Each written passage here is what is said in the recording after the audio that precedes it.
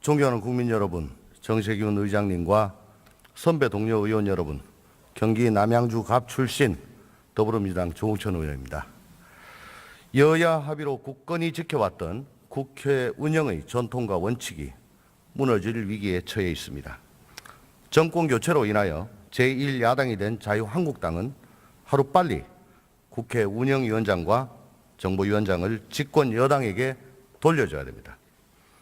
간사 선출도 안 되고 안건도 정해지지 않은 상태에서 일방적으로 운영위를 소집해 협상과 합의라는 운영위의 오랜 전통을 묵살하고 일방적인 정치 공세의 장으로 전락시키는 것은 참으로 유감스럽지 않을 수 없습니다.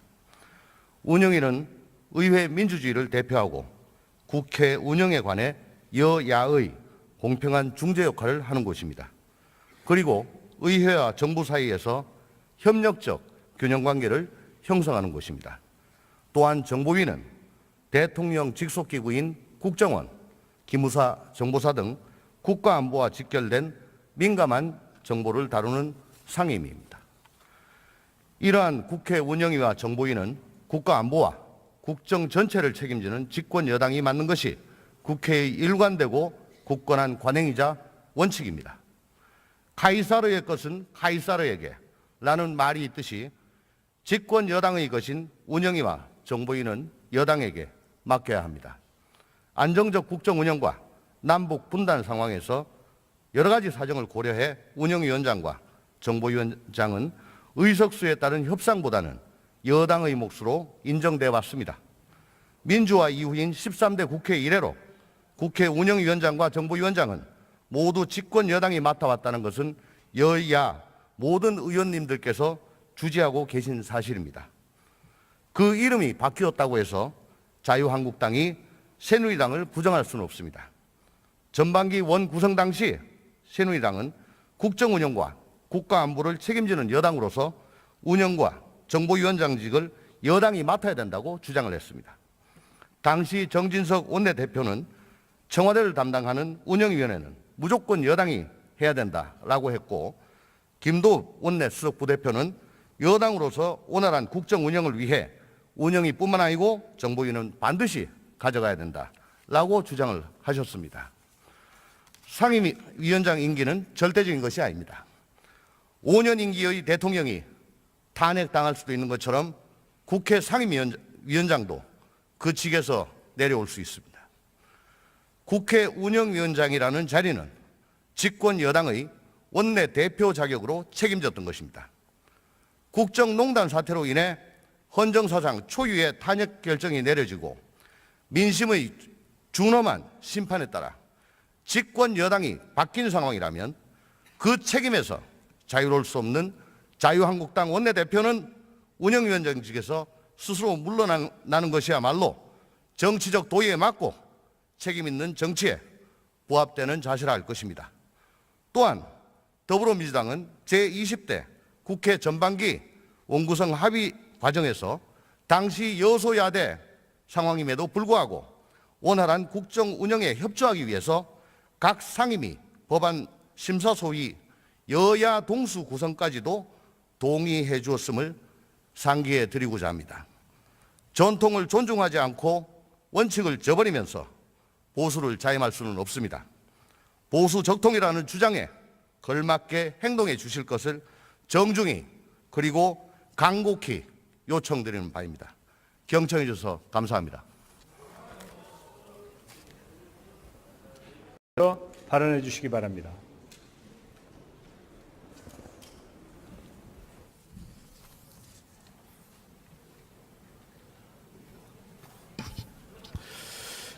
예, 여당 예결위 간사 유은후덕입니다. 국회는 즉각 추경 심의에 착수하여야 합니다. 지난 6월 7일 정부는 추가 경정 예산안을 국회에 제출하였습니다. 그리고 대통령께서 헌정사상 처음으로 바로 이 자리에 나와서 시정연설까지 하였습니다. 그럼에도 불구하고 대한민국 국회는 이 추경안에 대해 논의조차 하지 못하고 있습니다. 안타깝게도 오전에 있었던 사당 원내대표 회동이 합의문 작성에 이르지 못하고 파행되었습니다.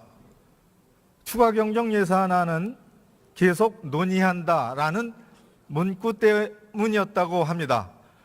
추경에 대한 여야 정당 간의 논의를 계속해야 하자라는 그런 뜻이죠. 그런데 논의를 하는 것조차 무시하고 말았습니다. 제1야당에 걸맞는 자세가 아니라고 생각합니다.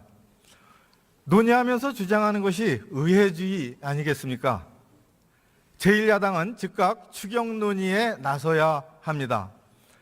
더 이상 직무유기를 하는 것은 국민에 대한 도리가 아니라고 생각합니다. 추경 예산이 편성되어 있는 법제사법위원회, 정무위, 기재위 등 13개 상임위에서 이 안건을 다룰 회의 일정조차 잡고 있지 못합니다. 예결특위 역시 6차례에 걸친 간사협의를 하였음에도 불구하고 이 추경안을 다룰 회의 일정조차 협의해내지 못하고 있습니다.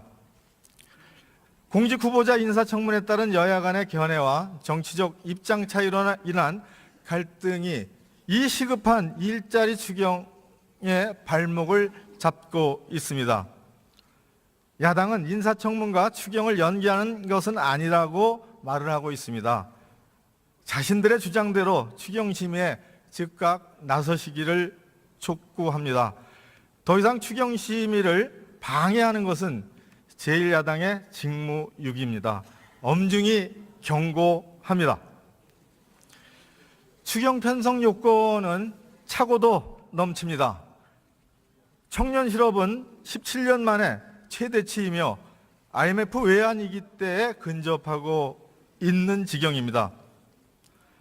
잠재 실업률을 나타내는 고용보조지표는 물경 24%의 실업률을 표시하고 있습니다. 한국개발연구원 KDI에서 본인에게 보고한 자료에 따르면 이번 추경은 국내 총생산 GDP를 0.4%가량 상승시키는 것으로 분석된다고 보고한 바 있습니다. 2017년 GDP 성장 전망치가 2.6% 내지 2.8%입니다. 이 추경이 적시에 의결되고 집행되면 오래간만에 우리 경제는 3% 이상의 성장에 진입하는 그런 기쁜 소식을 국민들에게 알려드릴 수 있게 됩니다. 추경은 타이밍이 중요합니다. 야당의 협조를 간곡히 부탁드립니다. KDI의 또 다른 자료에 의하면 최근 세수 증가율 및 세수 진도율을 감안할 때 금년도 2017년도 국세 수입은 260조에서 270조 원 수준으로 예상되며 이는 본 예산 국세 수입 242조 원 대비 20조 원 안팎의 초과 세수가 예상된다고 분석하고 있습니다. 2017년 지금 추가 경정 예산안을 바로 편성하지 않는다면 최소 18조 원에서 28조 원의 대규모 세입 초과가 발생하는 상황에 직면하고 있는 셈입니다. 만약 추경을 편성하지 않는다면 취약한 경제 여건, 청년 실업, 노인 빈곤, 여성의 일자리 등에도 불구하고 우리 정부는, 우리 국회는 대규모 긴축 재정 정책을 펼친 우를 범하게 됩니다. 마치 산불이 났는데도 불구하고 산불을 끌 물을 남겨두어서 불길을 잡지 못하는 그런 우를 범하게 됩니다. 제1야당은 더 이상 직무유기를 하지 말기를 바랍니다. 간곡히 부탁드립니다.